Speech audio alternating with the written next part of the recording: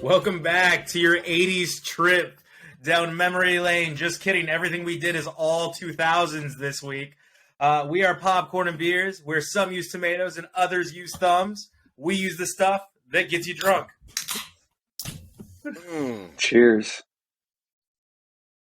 As always, we are your hosts, Jordan, Josh, and Frye. Hey there. And it was a slow week because it was a busy week at the theater, and I think we're all just trying to map out how the hell are we going to see so many different movies with so many things going on. Big wave. And we need to start getting, all these companies that we're giving a lot of hoopla to maybe send us to the movies. So, hey, Showcase Cinemas, Peterborough, we just shouted you out. You've been sad fanned. You've been Popcorn and Beers. Give me some free movie tickets. Jordan, what's the name of your local theater? Support local theaters. What is it again? Yes, Maya Cinema. Maya, like the Mexican tribe. Yes, Maya. Mayan. Maya, like the singer. Yeah, like Mayan. No, but Maya. Okay. Yeah. Yes. Yeah. So, Josh. Huh? What's your theater? But it's B&B Theaters. It's kind of like a column on the map, so they're in Kansas, and they go down to Texas a little bit. They're actually a pretty good theater. They do a lot to support disabled people. Well said. I don't know if that's the right... I thought that was a newer word that's more politically correct, like otherly able. Anyway, folks with hearing issues and stuff, they make sure that have accessories, technology to help disabled people that's awesome. Further enjoy the movie. And they're half the theater is handicapped, so it's like really cool. So they're good. Awesome, yeah. B&B Theaters. I love it. I love that. I do have a question, Jordan. What were you watching? Because you finally got to the theater and saw John Wick 4. I did. Yes. I guess I'll start there. It's perfect. Oh, John Wick 4. You know what? I'm gonna fire off these quick lightning round John Wick reviews because I watched them all four in pretty quick succession. Watched 1 and 2 back to back about a month ago. John Wick Part 1, I give a popcorn. Ridiculous premise, but it was creative. Wouldn't think it warranted what it became. I think it'd become this big franchise having seen the first one. John Wick 2. Expanding lore, good, iconic scenes, still some clunkiness. We get our long-awaited Neo and Morpheus reunion. Morpheus reunion? Yeah, Morpheus. I don't know if that's... Yeah, Morpheus. That sounds like a Pokemon. My name's Morpheus. I blended it. That's Redneck John Wick or Redneck Matrix. My name's Morpheus. You know what? You're the one, Bubba. I'll tell you what. You're the one. I saw you catch that beaver, grab him right by the teeth. You Neo now. Neo. Sorry, Jordan. I apologize. That's great. No, that's great. It's just it's a pure sequel building up for a trilogy. I give that one a popcorn and 2. Nice.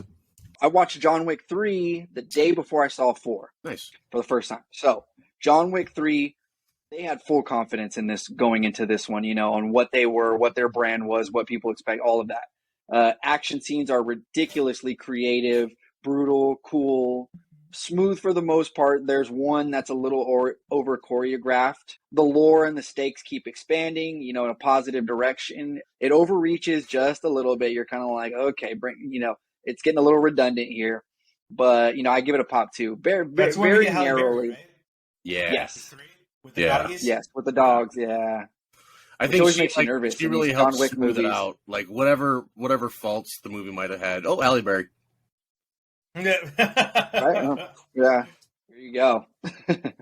I watched John Wick 4, and at this point going into this movie, I am an encyclopedia of John Wick, a Wikipedia, if you will. Oh.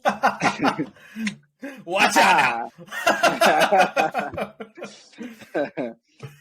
It's not just an action film. You reviewed it and you're like, man, this is just action porn was the word you used. Action not porn. the word I would have used, but that's the word you used. Yes. Action porn. I think it was more than that. It had some good knowledge gems, some good dialogue that did not come from Keanu Reeves because he only speaks in grunts throughout the movie. Beautiful cinematography. Mhm. Like some of the shots are just incredible. Yeah. Yeah, like when he's standing with the backdrop of the Japanese neon signs behind him on the, it's just some good stuff there. The Eiffel Arabian Tower. desert. Their desert, yeah, it's crazy. At times, I felt like I was watching a Batman movie. With the villains and everything, it was like if you just took Keanu Reeves and dropped him into the Batman with Rob Pattinson, like Bill Skarsgård is like kind of like a what is it, like a, I don't know, Joker type, and the purple suit guy was I was like, that's the Penguin. That's the Penguin right there. Yeah. Played that guy. He was excellent. Apparently, it's like a German actor. I was listening to another review of John Wick 4, and it's like a German actor, and he's got like, I love the gold teeth, and everybody was like, he is perfect. He's the only one that could have played that role just right. That's one of my things. I've said this before many times. This movie cared about its villains. Mm-hmm. It's cool. Built them up, made them charismatic enough to be like, okay, this guy's pretty badass. Yeah. So on top of being a Batman movie, it also felt like, The Matrix for obvious connections. With there's the dance fight scene where there's people in this like weird tantric rave. Why are they never like scared or anything? They just like keep going, and there's guns, and they're like, nah, dance it off, baby. Just dance it off. That'll go away soon. They'll go away. I think the simple answer is drugs. I think you're right. Probably. Yeah. You're right. It kind of felt like Mortal Kombat, and then there's the obvious nod to the Warriors. Yeah. There, huge part of that. There's just some truly unforgivable ridiculousness in this movie. Like, I Am Klaus. I was like, oh my God. Like, I'd say by the narrowest margin, I give this a pop 3. I was flip-flopping hard. I was like, okay. Just the good heavily outweighs the bad. There's some bad in it, but and to close that out, I'm ready for a John Wick video game. The way, even like it could be like Contra style, like the way that they did that scene where he's going through that, they're fighting through that house. That would be great. Hell, I would even take a Lego John Wick game. Yeah, give it to me. That would be he cool. could be the new James Bond at this point, right?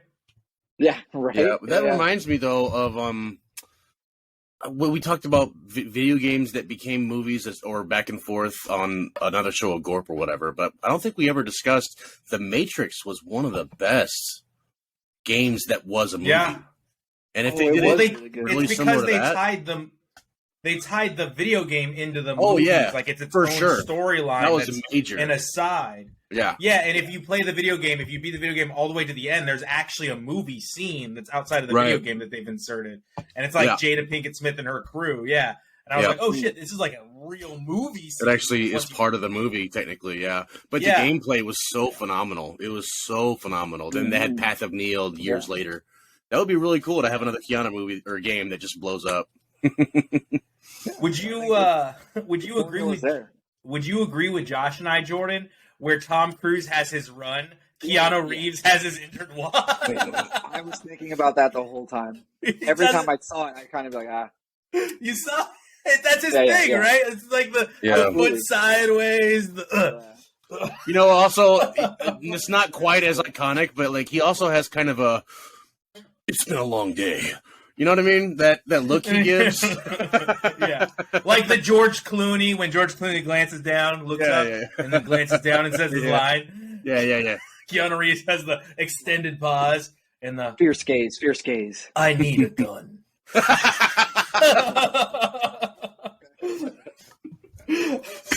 So what was next, Jordan? I finished You season 4 part 2. Okay. This season really tests your loyalty to this series. It was rough, very different than what came before in the series first 3 seasons. Some good, some very, very bad. This season should not have been split in 2, and I think the reason they did it was because they thought this was going to be the last season. But I guess there's some fan pushback on the way it ended with PC. What's the culture right now is they just feel like, I'm going to spoil. They can't let him get away what he's doing. So I think they're going to end it to where he's going to get his comeuppance. It's the writing's on the wall. It's not a deep show. You can see that. So I'm not really spoiling anything there. Gotcha. I was under the impression, like I said, I was under the impression this was it. So there will be one more season of the show. Okay. Hopefully Jenna Ortega, who was in season 2, Ortega. season 2, I think. Hopefully she bowed out of the last couple seasons for Wednesday and some movies and stuff. So hopefully she makes a cameo in the final season. She's the it girl right now, though, man. Right? I don't know. Yeah, she's in. She's like that time when Chris Rock said Jude Law's in everything, even if you don't see him. Look at the credits; he's in it baking cookies or something. Right? That's Jenna Ortega now. If you don't see her, she's in it doing costume. She's the hot design girl or something. right now. Like, Yeah. Jenna Ortega's attached to it. Yeah, she's attached to so many projects. Oh, and she also says that she actively like tries to learn every aspect on the set. Like that's part of her like process as an actor. She's always learning more and more. Like, hey, what's this do? And she just sits there. She says the best part of like her job is that she's allowed to ask as many questions as she wants. That's pretty cool. Yeah, and I mean no disrespect by this, like, but her size and aesthetic, her visual aesthetic, it's almost like Zendaya. She could play anything for a long time. Yeah. I see her being a future Bond girl. Just throwing that out there. Nope, future Bond. Okay. Nope. She's gonna be Bond. No? Yeah, she's gonna be Bond. James Bond. Don't put her in a box. I was gonna call the star of the show. I was gonna call him Penn Jillette, but it's Penn Badgley, just very close. A little different. So he this isn't like a niche show. Like it's pretty. I feel like it's pretty prominent. Like a lot of people I know, I talk to, I watch it, I've seen it. You got Penn Badgley sitting courtside at Knicks games, so this isn't below Jenna Ortega. She very mean. Yeah, it's pretty big. Yeah. Joe Goldberg, the character, is full on villain mode, so that's what we're expecting next season. But this season gets a popcorn. Popcorn. And what's that last thing on the agenda that we both watched, Jordan? Yeah, so a little sequel action, some Murder Mystery 2. Okay. The first one was okay. I don't want to give it a review because I only saw it once, like the day it came out, and I haven't seen it since. I remember it being okay. The first one was alright. I didn't think it warranted a sequel at all. I thought this movie proved pretty evident why it shouldn't have gotten a sequel. It got laughs, out of the physical comedy aspects, but I don't dig the Adam Sandler Jennifer Aniston pairing. I don't see the chemistry. Bring back Drew Barrymore. Yes, exactly. That's you beat me to the punch there. Oh, I'm sorry. No, you're good. No, there was I no ruined joke your there. review. Did it, Josh? There's no joke there. I did. There's no joke coming, but it was just that's where I was going with it. They're obviously Jennifer Aniston and Adam Sandler are obviously funny on their own, but they just don't have that chemistry in their banter. I'm more of a Sandler Barrymore guy. I love Blended. Yeah. I love Blended and I love 50 First Dates. Like I can watch both those just in the background so much. 50 First Dates all that much. What's that? I don't know why I don't like 50 First Dates all that much. Never have. You just gotta rewatch it. Like Sean Astin is amazing. Sean Astin in that movie is hilarious. And his dad, the dad guy. Yeah. He's always good, but you know what I mean. Come on, babe. You know I've been blasting my glutes nonstop. Sorry. No, you're good. The Colonel guy from this movie, he's also in Blended. He's in a lot of his movies. He's one of my favorite Sandler movie staples now. So shout out to him. His name's John Canny, something like that. Shout out to that guy. He's great. I love seeing him in all the movies. The Maharaja guy annoyed the hell out of me. Like one of the worst characters, even just for like Sandler movie standard. He was bad. I was like, oh my God, please shut your mouth. The closing action sequence was pretty good. I thought it was decent, for Sandler trying to do martial arts and stuff. Apparently he had he's breaking down, older guy. He had like a hip replacement after this movie because he was Did he really? hurting. Yeah, he was hurting. He was going through some stuff filming this, trying to do the action scene. So I'm like, hey man, all those sports movies caught up with you. Longest Yard, Yeah. He just did one too. I just watched it a while back before we started doing the show. A basketball movie. I like that. Which one was that? What was that called? Was it like? It wasn't Focus. It's something like that. Like determination or focus. Or We'll have to. Sandler just recently got the Mark Twain Prize. You guys see that? Yeah, I did. Yeah. Nice. He's been around forever. He deserves that. Yeah. Great. He's the man. Not a step up. It's not a step up or down necessarily from the last one. There probably will be a Murder Mystery 3. Just saying. I mean, there was a grown-ups 3, wasn't there? I mean, why not? Yeah. No, after there wasn't. Oh, that's surprising that there wasn't a grown-ups 3. No, there's a grown-ups 1 and a grown-ups 2. Okay. Hey, after 2, who would greenlight that? That was a pie. He did. Like, he does it himself, and he's like, he calls all his buddies, like, we'll figure out the script later. He just did. See, so Josh just stepped on my review of Murder Mystery just now. Oh. I guess it's a popcorn for me. Popcorn. That's it? That's it? Yeah. Sometimes the popcorn is still watchable. It's not like it's a bad movie. Yeah. It just like doesn't get an A+. Yeah. It was a pleasant watch. Did you guys ever watch Shotgun Wedding after I reviewed it? No. Not It yet. reminded me of a worse Shotgun Wedding. When you said the Maharaja, I said Adam Sandler misses John Turturro not being this famous. Yeah. Because you could definitely use John Turturro again. John Turturro was that guy in all of his other movies before he got John Turturro and became like a major star that everyone's like, before he was the guy that we looked at for Carmine Falcone and all that. He was, the butler in Mr. Deeds. That's right, yeah. So, so I'm sure Adam Sandler missed him being able to play those roles. I just put bad movie. Sir. Bad movie. Sneaky stud. That's what I put. And then when I said Josh jumped off my review now, it's because I put excuse to travel. And it's exactly what you're saying, Jordan. Yeah. He just gets his whole crew together, all of his friends are like, let's go to India. Let's go to Bali and film a movie. Yeah. Let's go to Hawaii. But it's like he's made it that far. And I got to be honest, I can't hate on it, because if I was as famous as him and I had friends as close as he does, and I could get all my friends together and go film a movie, like, of course, why not? That's the life. That's the life. Yeah. Let's go goof around in front of a camera. So I also did Chupa, which is a new movie on Netflix about the chupacabra. It's a total kids movie from jump. Like legit, like you start the movie, it's a kids movie all the way to the end. It's a kids movie. It's a kids B movie, akin to the Mary-Kate and Olsen movies from back in the day, like Billboard Dad and Double Toil and Trouble and all that stuff. It's just like those kids movies. The CG was okay. It wasn't great. It wasn't bad. It was okay. I will say it's one of those movies where it's a kid that gets picked on. Kid has to leave home to go meet with family, and finds that his life matters in a friend or an unexpected guest, which happens to be Chupa. And I give it a popcorn. I give Murder Mystery a popcorn because it's the lowest I can go. But Chupa is a popcorn because I get it. And I think a lot of kids are going to like Chupa, and a lot of kids are going to be able to relate to the kid that gets picked on and wish they had an imaginary Chupa. Yeah, it's just how terrible. It doesn't. Nobody checked this, and we're like, you know what? That doesn't really work like that. Yeah. You can't just. It's a verb. Yeah, it's a verb. I'm not going to enjoy hashtagging Chupa.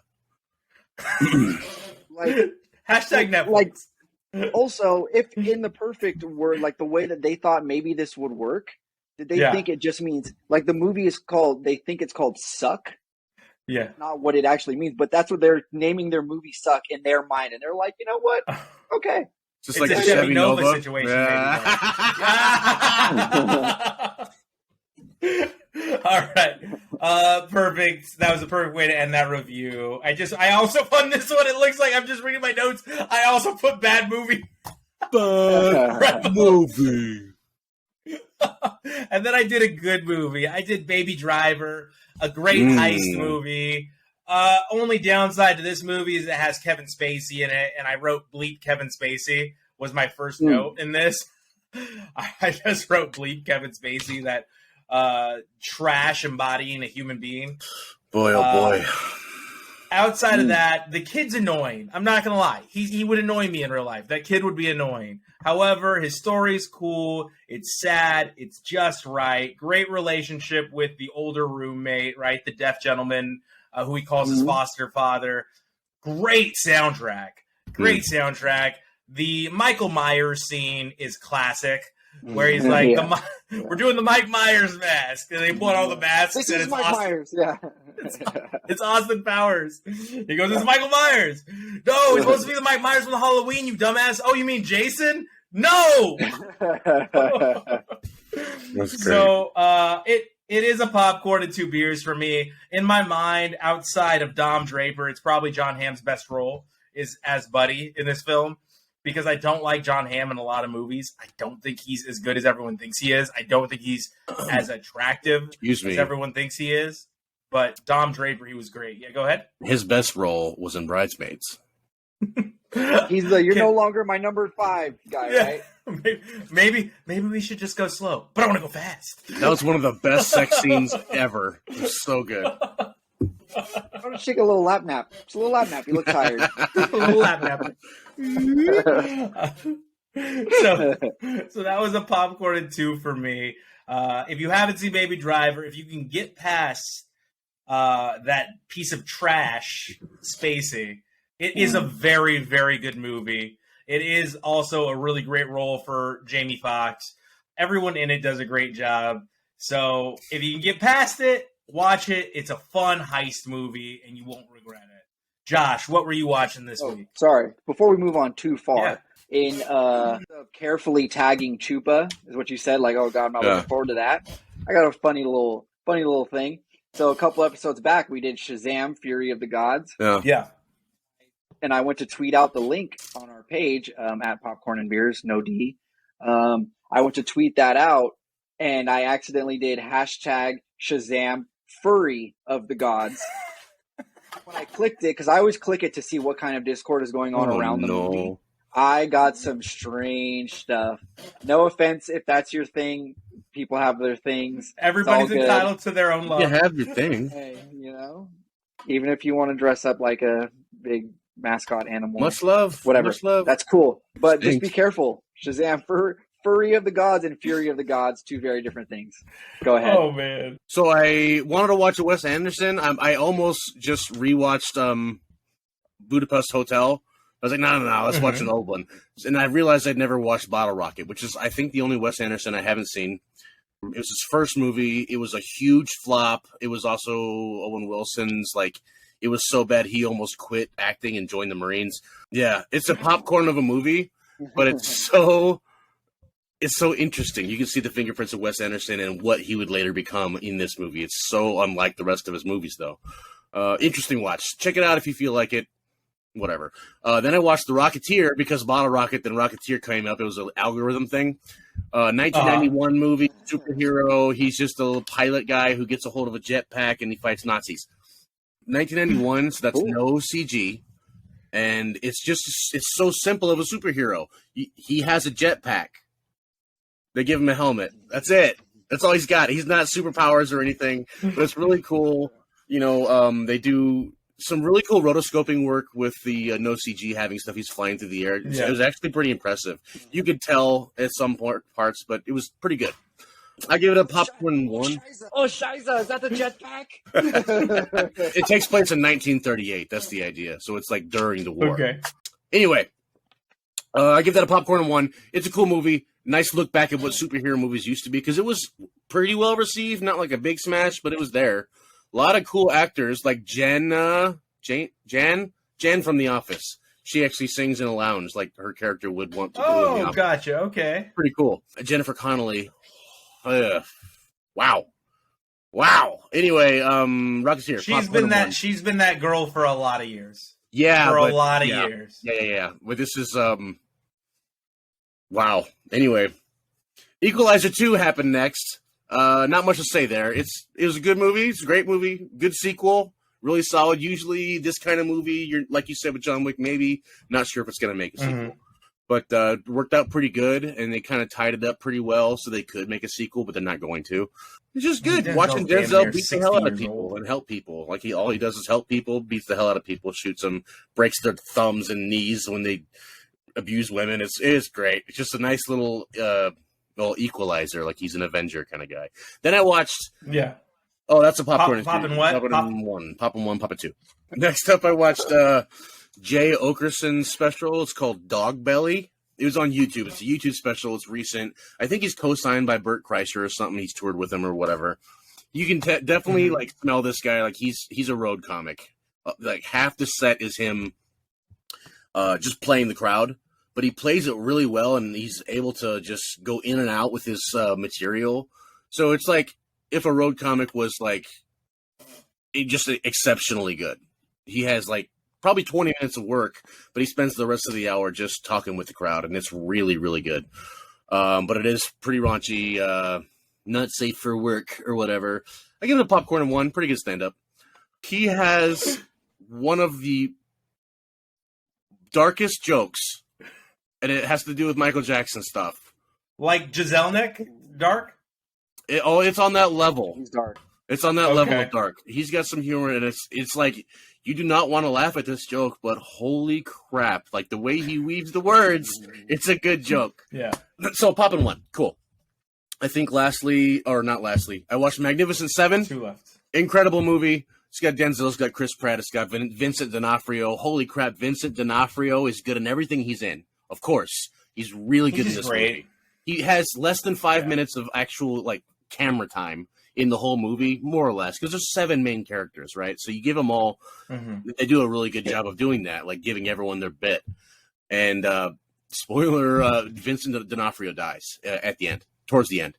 And the way he dies, every single time I watch it, I start to tear up.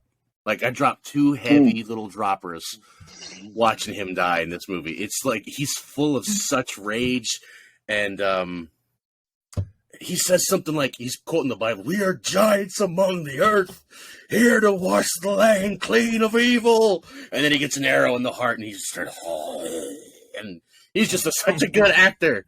Oh, Magnificent Seven. Everyone's good. Great battle choreography, great storylines. Every character's fully fleshed out. Not sure if you knew this. It's based off of Seven Samurai. It's a Kurosawa samurai film from the 60s, I think, which has inspired a lot of movies, such as Bug's Life, basically the same plot. Three Amigos, kind of similar plot. George Lucas has said the movie Seven Samurai has inspired a lot of elements of Star Wars, especially the first one.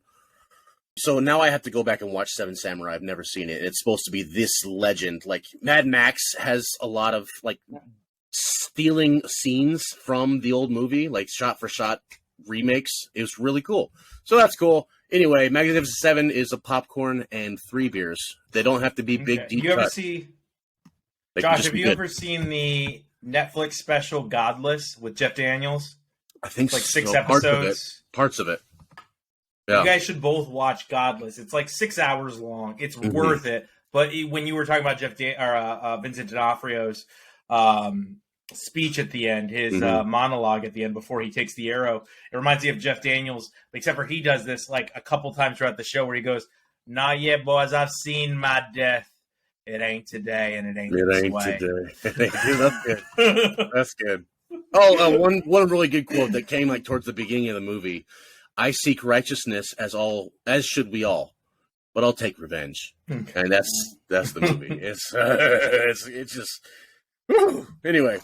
Popcorn, 3 beers. Last I watched Samaritan with Sly Stallone. It's on Amazon. It came out last year. It's a superhero movie, like akin to maybe Unbreakable, but in a really lighthearted.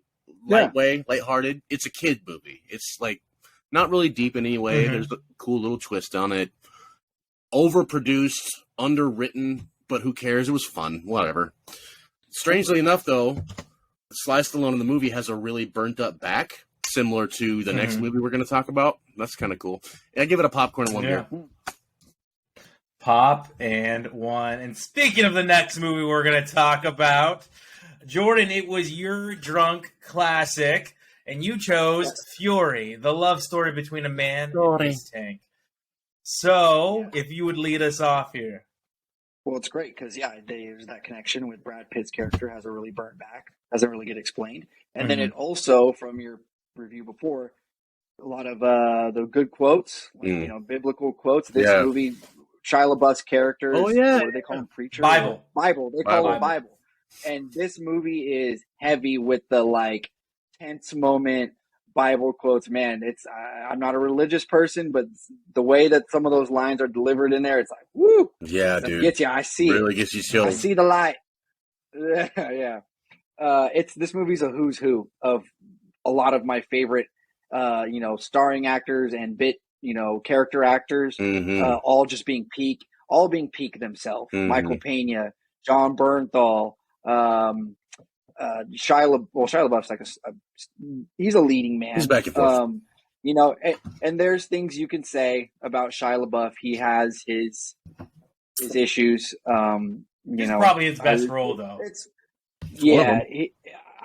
Maybe not his best role, but it's his best acting job. Sorry, Jordan. Similar to your love for Sam Rockwell that we all know and joke about behind your back.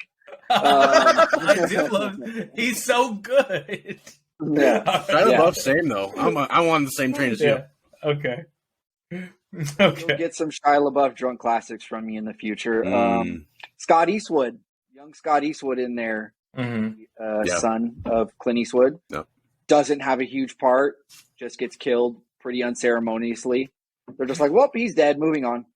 I love the banter in this movie. Love it. Every scene is quotable. It's really great script. Best job I ever had. Best job I ever had. You said a pop in 3? Yeah. Pop in 3. I'm totally with you. And just, send me. Oh, boy. Send me. Yeah, here am I. Send me. So it was a great movie. So I've never been in a battle of any sort or any real danger, but in the service there is certain rapport, and I recognize some of it. Though they really pulled that off, that staring death in the face and laughing about it, and just like, here we go, that kind of thing. I don't know anything about that. I know people who do, though. You know what I mean? So I've been next to it. Anyway, great adjacent movie. The dialogue was just brilliant. The scene where they had dinner and the guy lost his virginity was really beautiful. And when the rest of the crew came in and they're like, "What, are we playing house right now? Is that what this is? We're playing house." I see what you're trying to do. You're trying to ruin this, and I'm gonna enjoy my dinner no matter what you say. Yeah, that reminded me of John Goodman in Big Lebowski when he makes that big scene in the diner. He's like, "Nope, it's my right to be here. I'm enjoying my coffee." But it was beautiful. It was that's a drunk classic for me down the road. For sure, Big Lebowski all day. Yeah. It was brutal. I definitely cried. I mean, towards the end of the movie, I was like almost permanent wet. You know what I mean? Ew. Rephrase that. Absolutely fantastic. I double checked it, and it's not true, but it's based off of so many testimonies and the reality of what it was like to be there, and it really nailed it. That reminded me of 1913. Is that right? Is that what's the year? 1917. 1917. Yeah, it reminded me of that. How like it's just so brutal, and you're just walking over mushed up dead bodies, and like every other scene, there's or the tank. The scene where the tank just keeps running over the dead body to the point where there's no body there anymore. That was wild. Jelly. Yeah. So brutal, so nasty. The guy Coon-ass, that was so funny. His name is Coon-ass. That's so funny. But I'm not sure if anyone's aware of that term. My stepfather's whole family would proudly call themselves Coon-ass. It's a term for Cajun, and they think it comes from connasse, which is French for like moron or something. But the Cajuns proudly wore it. You know what I mean? So being Coon-ass, he would probably wear that. He's a dog. All he understands is foot and fist. That's how you got to talk to him. Beautiful movie. You also loss of innocence. Blah blah blah. Popcorn in 3. Pop in 3. For me, I definitely I want it. You know what? Pop in 3. Whatever. We'll give it a pop in 3 as well. But the dialogue is great. Whoever wrote or filmed the scenes, the director must have played a lot of Call of Duty and been the sniper a lot, because there are so many headshots in this movie. Headshot. Just taking them out with headshot after headshot after headshot. You really see where the writers did a great job of showing the journey to where he doesn't feel like he's a part of this team and this tank. He was just assigned to them, and how he doesn't want to be there. He doesn't want to be there. He doesn't want to participate, to the point where he feels like they're his family, and he has to stand up for his family, because he is the first one when Brad Pitt states, "This tank is my home, and I will defend my home." And he thinks about it, and without really even a second thought, I think it's on his first thought, he goes, "I'm staying. I'm fighting with you." And I think that was a point he wanted to make, because Brad Pitt's character made a point of taking him under his wing and showing him, hey, this is what war is. Even though it was tough love at first, and then he took him under his wing in the house, in the sex scene, like you guys said. And that scene is brutal, and he really sees, because the Germans kill their own. And I think that's really where you see him turn, is he, felt like, obviously he didn't, but he felt like he could have loved that girl. And it wasn't the Americans that killed her. It was the Germans bombing the town that killed the girl. And a switch flips when that girl is dead. And you see him, he tries to fight John Barenthal, and it doesn't work out for him, because John Barenthal is quite a bit bigger than him. He's a sack of muscles. Over it. But what you love is John Barenthal understands where the kid is coming from in that moment, because he doesn't beat the shit out of him, which he absolutely could have beaten him. And he lets him, he knows he's hurting. He knows what just happened, because he's been through, as they say, years and years of that war, years and years of that death. And he knew in that moment he needed to get out that frustration and hit him. Also, right at the beginning, Jay's character, what's his name? It's not Jay, right? It's what's his name? Gomez. What's the actor that plays Gomez? The Scientologist. What's that? Raul Julia. Michael Pena, yeah. Where he's a Scientologist? Yeah, closet Scientologist. But good he actor, does the don't look up the religions of a lot of your favorite actors in Hollywood, man. He starts speaking Spanish, and Brad, that's enough of that Mexican talk. We don't speak Mexican. This is America. We speak American. He's like, you speak German. He's like, well, we're in Germany. What country are we, Gomez? Oh, man. You spoke German. You spoke German before the war. Go ahead, Josh. Go ahead. I'm sorry, I stepped on it, but that scene in the end where, like, said something, the Germans yell at him, "Surrender, we got you," or whatever. "We got you outnumbered." We're going to skin you alive. He shouts back in German, "Give me more pigs to kill." Yeah. Man. I like when they take that town and they're pulling all the guys out. He's like, "Hey, why so sauerkraut?" Oh, but you see that he has honor too. Brad Pitt's character has honor in when he's talking to the priest or the religious leader or the schoolhouse leader, whatever he happens to be, that character, and he goes, "That the one telling you to hang all these little boys?" And he goes, "Yes," and he just lights that dude up. Yeah. 21 gun salute right to his face and chest. Yeah. Yeah, baby. So for me, popping 3 as well. As our resident video game nerd, as you all saw by the reel posted to the Sad Fans Instagram page, Josh is our resident video game nerd. And what was our butter on top this week, Josh? We watched Mario movie. Not the old one, the new one.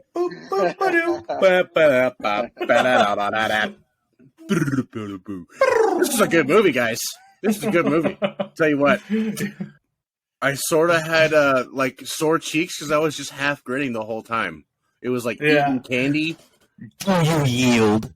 Right at the beginning, had me. Right at the beginning. Yeah. I lost it when he hits it with an ice block, and he's like, "Do you yield?" Yeah, they don't waste any time. Go ahead. They don't waste any time. Yeah. My biggest takeaway from all this is how incredible their lighting is on the CG now. I'm not sure if you really caught it, but obviously you noticed the whole thing's beautiful. But like the way the light hits the hat versus the jeans versus the skin, like their textures nowadays, it really did blow my mind. Like beautiful, wonderful CG, like really well done textures, etc. They made it feel alive, and it was so crazy. Even though it kind of felt like home, because Mario, since I was a kid, before I could read, I was playing Mario. So for that, I was smiling almost the whole time, and it was just a big nostalgia trip. There's so many little shout outs through all the little games and all. Yeah. It was my favorite one was there was an arcade machine that said Jumpman, which is Mario's name originally, and Yep, right towards the end. There's a bunch of other little shout outs. Really, I just loved it. They could have gone overboard with some deep story or gone too light with too frilly. I think they hit right in a nice franchise maker. And my last thing is just as the movie starts up, it says Nintendo Films or whatever. And now I'm thinking, what's up with Zelda, dog? That's what I want to know. What's next? How you going to make Ganondorf? I go popcorn at 3. Maybe I'll change it 10 years down the road, but right now it was a great movie that made me happy. All right. Okay. Peach is a badass. I think we need to start there. Peach is a badass in this movie, and she owns every second she's on screen, and it's fantastic. And Toad is just what we all wanted Toad to be. Toad is exactly right. Toad doesn't take any trash. And he is a phenomenal chef. You'll know what I'm talking about when you watch the movie. Shout outs to Mario Kart in the movie cameo, Mario Kart. I loved it. The Mario Kart cameo was amazing. Everything a Mario Kart fan would want to see was there in the Mario Kart cameos. Yep. Donkey Kong is just unreal and amazing. They do a classic Kong cameo as well in the movie. And I have a quick question. Did either of you catch the Nintendo 64 Easter egg? Remind me of it? Well, maybe you shouldn't spoil it. When they're building all the carts, the first monkey they run into in Kong's Kingdom, he turns his shoulder, and it's a gray 64. Oh! That's what I saw. Yeah. I don't want to ruin that surprise for the fans. Diddy's in it. I already said it, so you might as well lean into it. Diddy Kong. Okay. Diddy Kong. Cameo is wearing, I believe his shirt says 64 on it too. Yeah, I thought that was awesome. Yeah, cool. I thought that was awesome. Just cameo after cameo after cameo, just relentless cameos. If you like a character, they probably have a cameo. Yeah, it really was. It really was. I thought it was really funny. I really thought it was funny. It was really funny. Yeah. Jack Black as Bowser was fantastic.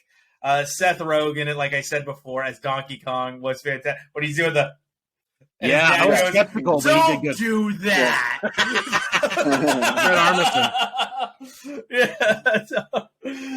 So for me, I gave it a pop and 2, but I totally see where Josh gives it a pop and 3. Yeah. If I was a child through a child's eyes, probably a pop and 3. This is going to be a lot of kids' favorite movies for a long time.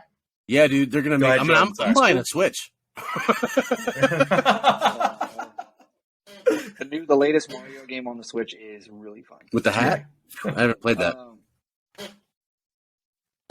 That was the first one. That's a good one too. But the Super Mario World remake, 4D, 2D, it's really good. Good one. Cool. Yes, like you're saying, the voice acting was phenomenal. I was skeptical of Chris Pratt as Mario, as was the whole world. But at least can't really they hear it though. I'm sorry, I didn't mean to cut you off. I was going to say it's hard to hear that it's Chris Pratt unless you know it's Chris Pratt. Yeah, he fell into the role a little bit. It doesn't bother you that much. And they try to make sense that the fact that he doesn't have the thick Mario accent. It was like, it's part of their commercial. You know what I mean? Let's knock that out of the way. The environment. The theater. I have never seen my small chain theater like this as packed as it was. Yeah. And I saw John Wick and I saw Mario back to back days. I saw John Wick on a Friday, Mario's Saturday, and it was packed. I've never seen before, so that's good. Mario, I like that.